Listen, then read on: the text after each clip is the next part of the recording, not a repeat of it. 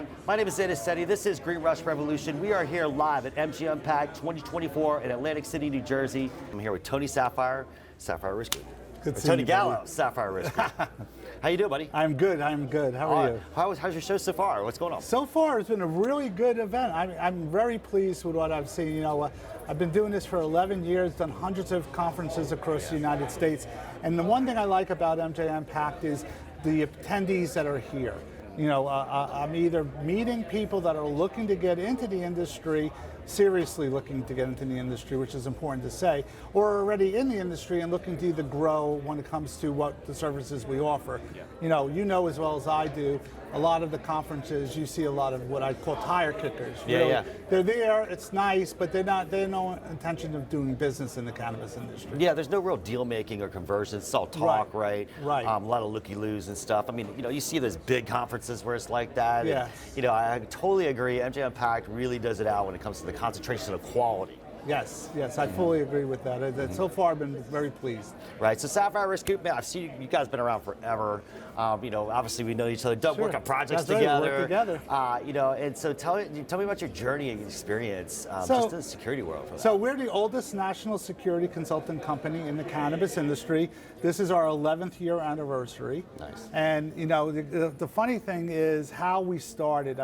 I've been in the retail security field over 25 years, and I get a phone call back in 2013, 2014, and it's from a startup company called MJBiz. And they said, we're doing an event in Boston. We'd like for someone to speak about cash management, security cash management.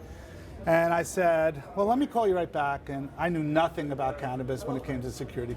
And I looked it up and I said, look, a high amount of cash, very desirable piece of merchandise, very similar to the jewelry and the pawn industry that I was in, the firearm industry, a product that you don't want to get out on the street, but you can quickly sell. Went to the event, 125 attendees. I was that small back then. 15 vendors. Wow. Fast forward, the last one in Vegas, over 35,000 attendees, crazy. Over 1,500 vendors. So it's been a great journey so far. And you've gone from multiple different states. You looked at multiple different types of security diagrams, yes. Procedures, like regulations. I mean, it's a very dynamic space. So I imagine, especially from a security perspective, you have to deal with a lot of different things to be flexible. It's interesting. So, we've been in 37 states. Mm-hmm. We worked with over 800 cannabis clients.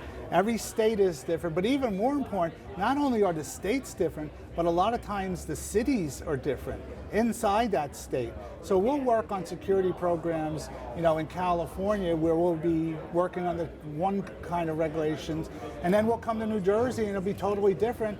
And then we'll go to a city in New Jersey and it'll be even totally different than that. Yeah, you get these different levels, right? But it's important to be customized and flexible and dynamic in the industry. I mean, from my perspective, winning licenses and navigating regulatory environments in that way, it's very difficult to do. It's like you're surfing different waves all the time, right? Exactly. But then you go down to the city level, like you said, you have a whole other level of things you got to deal with. Exactly. And a lot of times, one of the advantages of getting in front of that, being able to identify whatever the state or the city is looking at, that could have some ramifications of when you're going to open and the financial impact of that, where you get inspected, you don't get approved, you have to wait a month to get approved. Now you're paying rent, you're paying employees, you were ready to open at that time, and because you don't have adequate security, whether it's cameras, video, or alarm, or something of that nature, you wind up having to sit on that property for a period of time. So there could be some significant financial impact of doing it right the first time. And I would imagine, I wonder if you get this request a lot, or even the Sapphire team does this, but do you guys engage with law enforcement and different things like that around these, municipalities or counties to help your clients overcome those objections related to cannabis? So, perfect example, last year in the state of New Jersey alone, I did 67 city council presentations. Wow. Either it's city council, planning, or police.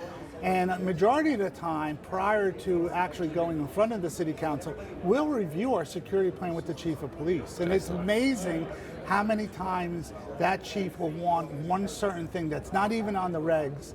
I've done a project in California, and I remember that the chief of police wanted the address of the building on in 4-foot letters on because if a helicopter flew overhead, they would see that.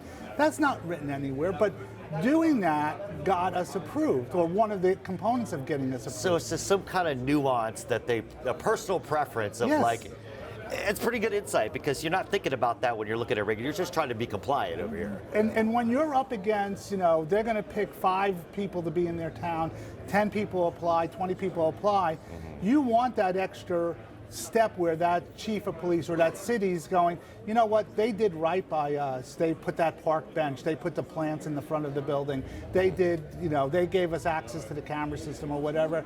And that little push sometimes could be the difference of getting a license and not getting a license. And then after you get the license, do you guys come in and build out the whole entire security system, do all the hardware, the infrastructure, all that kind of stuff, IT? Yes, we designed the security. So every vendor here in security could be my vendor, because we don't install the cameras or the alarm system or the access control, but we actually design it. And then we put it out for bid to an integrator, who then comes back and we make sure that it's the right price. We think of it this way: if you own a house and you don't know how to build a house, you wouldn't just call a plumber to put a bathroom on the 2nd floor, because you would have no idea what it would cost. The plumber would charge you. You would probably hire a home builder to help you design that, and that's what we do. And that's a lot of times we just opened our 157th location in cannabis. We're opening our 25th on Friday in New Jersey alone.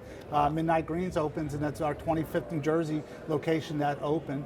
And then the third thing we do is important is once they open, we do a lot of training when it comes to robbery awareness, cash management, employee honesty. And we find that that's a big deficiency, because the turnover is high in any retail, cannabis included.